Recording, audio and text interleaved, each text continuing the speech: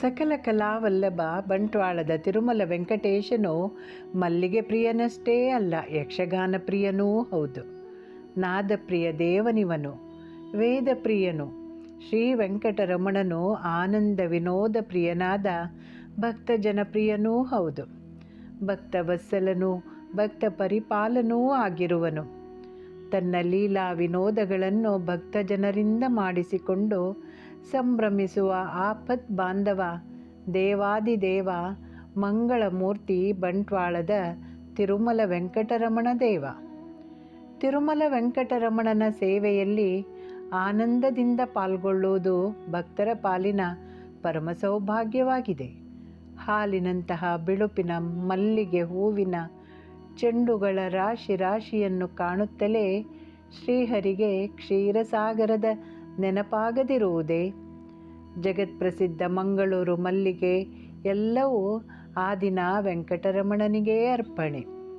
ಮಲ್ಲಿಗೆಯ ಸುಮಧುರ ಕಂಪಿನ ಘಮವು ದೇವನ ಹೃದಯ ಮಂದಿರದಲ್ಲಿ ಸದಾ ನೆಲೆಸಿರುವ ಮಹಾಲಕ್ಷ್ಮಿಯನ್ನೂ ಸಂಪ್ರೀತಗೊಳಿಸಿ ಮುದ ನೀಡುವುದು.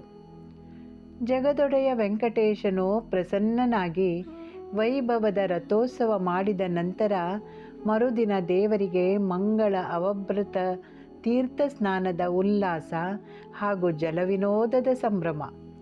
ತನ್ನ ಪ್ರೀತಿಯ ಭಕ್ತರೊಂದಿಗೆ ಮಂಗಳ ಸ್ನಾನ ಮಾಡಿ ಮತ್ತೆ ದೇಗುಲ ಪ್ರವೇಶ ಮಾಡುವ ವೆಂಕಟರಮಣನ ಸಂಭ್ರಮ ವರ್ಣನೆಗೂ ಮೀರಿದ್ದು. ಅನುಭವ ವೇದ್ಯವೇ ಹೊರತು ಶಬ್ದಗಳಿಗೆ ನಿಲುಕದು. ಸಂಪೂರ್ಣವಾಗಿ ಮಲ್ಲಿಗೆಯಿಂದಲೇ ಸುಂದರವಾಗಿ ಸಿಂಗಾರಗೊಂಡ ತನ್ನ ವೈಕುಂಠ ಸಮಾನ ದೇಗುಲದಲ್ಲಿ ಏಕಾಂತ ಸೇವೆ ಸ್ವೀಕರಿಸಿ ಪ್ರಸನ್ನನಾಗಿರುವ ದೇವರ ದಿವ್ಯ ದರ್ಶನವನ್ನು ನೋಡಲು ಕಣ್ಣುಗಳೆರಡು ಸಾಲದು.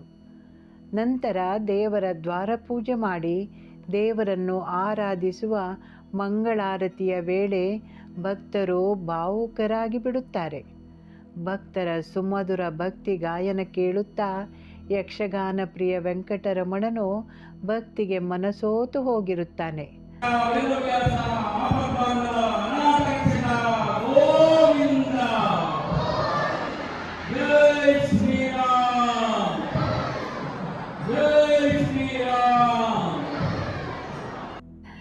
ರಥೋತ್ಸವದ ಸಂದರ್ಭದಲ್ಲಿ ಮೃಗಬೇಟೆಯ ಚೆಲುವು, ಓಕುಳಿಯಾಟದ ಸೊಬಗು, ಭಕ್ತರು ಹಾಕುವ ಉರುಳು ಸೇವೆ, ಜಲವಿಹಾರದ ಆನಂದ, ಸಂಗೀತ ಭಜನೆಗಳಿಂದ ಕರ್ಣಾನಂದ ಎಲ್ಲವೂ ಇಲ್ಲಿ ಬಲು ಚಂದ.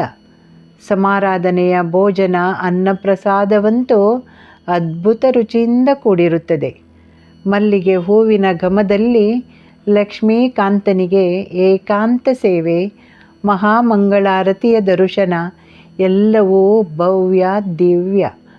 ವೈಕುಂಠದ ಸುಂದರ ಲೋಕವನ್ನು ಭಕ್ತರಿಂದ ಭೂಲೋಕದಲ್ಲಿ ಸೃಷ್ಟಿಸಿ ತಾನೂ ಸಂತೋಷಪಟ್ಟು ಭಕ್ತರಿಗೂ ಆನಂದ ನೀಡುವ ಜಗದೊಡೆಯ ವೆಂಕಟರಮಣ, ನಿನಗಿದೋ ನಮ್ಮ ವೀಕ್ಷಕರ ಪರವಾಗಿಯೂ ಭಕ್ತಿಯ ನಮನ.